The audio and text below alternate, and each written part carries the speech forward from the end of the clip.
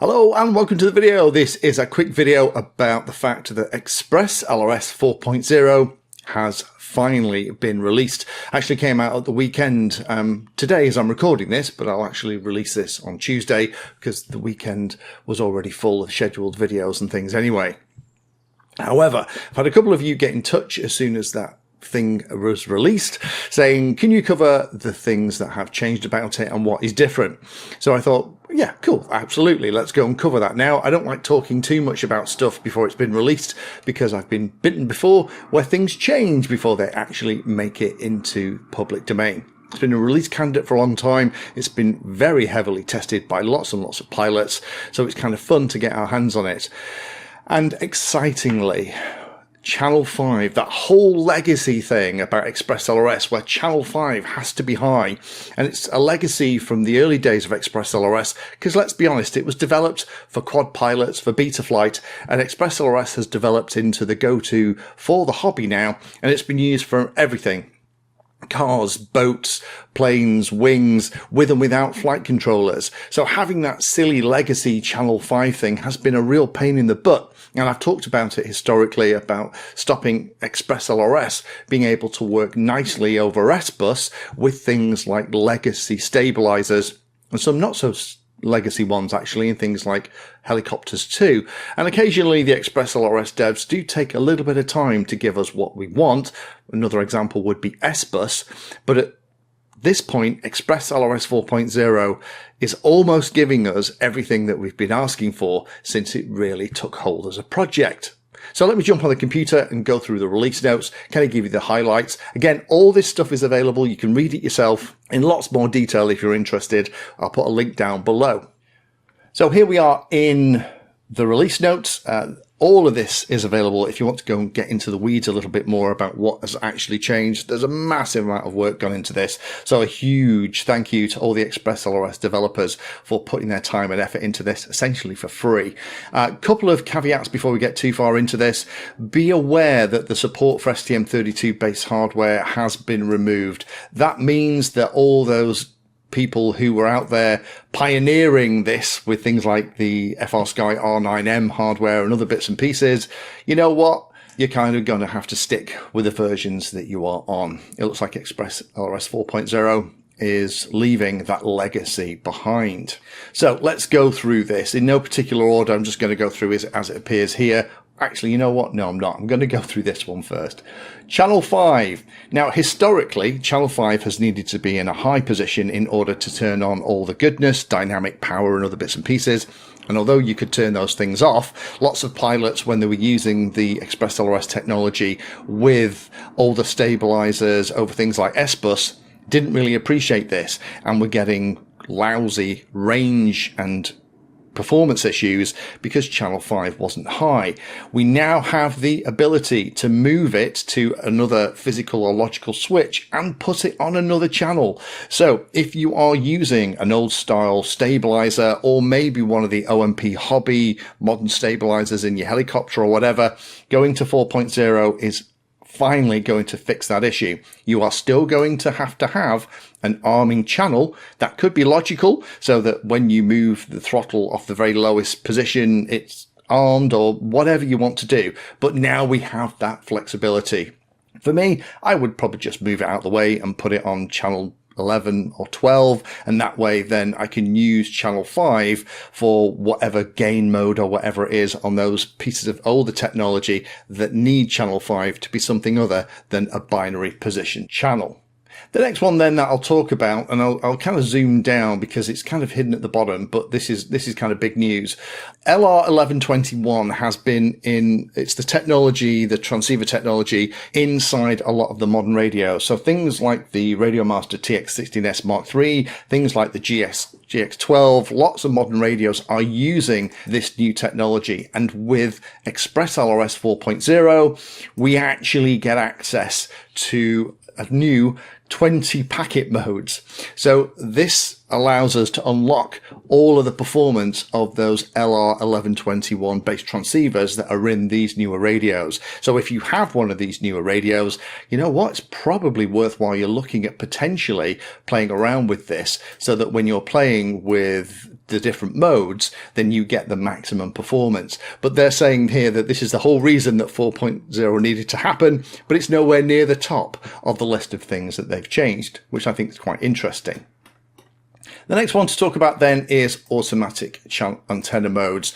I've done videos about this in the past, about whether or not it's things like diversity, or whether it's Gemini mode, or all those other kind of different bits and pieces. It's confused a load of people. The cool thing is, as of 4.0, it's all going to automatically be selected between true diversity and Gemini mode based on the transmitter setting. It's all going to be set automatically. You don't have to mess around with this to try and figure out which mode you need on your radio for the particular receiver that you've got and how you've got it set up. Next one to talk about then is they have expanded the PWM receiver ranges. So if you are using PWM receivers in your car, boat, plane or whatever, you can now go the full range from 500 to 2500 microseconds to drive the servos to their maximum position if that's been a problem for you historically. And they've also increased the failsafe a little bit outside that range by about 23 microseconds from 476 to 2523. So that means that any servo-based craft, cars, boats, wings, planes, radio-controlled trucks, whatever it is, now gives you that little bit more latitude to drive the servo to the very extremes of its position. Next one to talk about then is the adaptive dynamic power. This is quite a nice change. There's actually a lot of changes inside 4.0 about how the communication happens between the radio and the receiver and vice versa, and how it uses that communication to improve the performance of the link.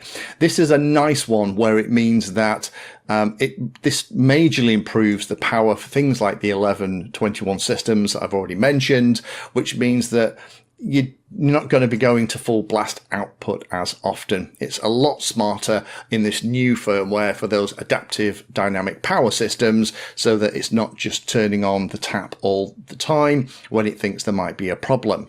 There is a new web user interface, so if you update your ExpressLRS configurator, you're going to look very different from the ones that we've had so far. Not necessarily a bad thing. It has been like that since the very early days, and this will hopefully provide the format for them moving forward. So be ready for that when you update it. I'm going to be doing that in the next couple of days as I start to play with this in anger here. The other nice thing is there are improved telemetry rates. So whether you're operating in Gemini mode and you have multiple antennas, or whether it's a single antenna, there is an improvement in the telemetry bandwidth that we're getting back. Now, this is big news. If you want to do things like get Mavlink telemetry back to the radio, or you're passing the telemetry back to some kind of ground station and trying to use it, I have been very disappointed historically with the telemetry bandwidth, and 4.0 addresses that. So it means that with Gemini mode, we're going to get a lot more, and even if you only have a single antenna, you're going to get about a 30% increase in bandwidth. So telemetry times are going to be reduced because the bandwidth has gone up. So if you are playing a lot with telemetry, this is fantastic news. The backpack has got a lot smarter as well. So it supports sending data to HTX instead. So that means that you could potentially use devices like this foot pedal to control stuff, which potentially opens the door to lots of rigs that you could have that are quite complicated, that actually connect into the radio via the backpack and be used for control. That's a great idea. The next one is quite cool. So they've got a new DJI output protocol. So if you have a DJI VTX inside your model, the way it works, as you're probably aware, is that it's in low power state until you arm the model. The flight controller would then send an armed status via the telemetry link that is connected to, and then that would go to whichever power you have set.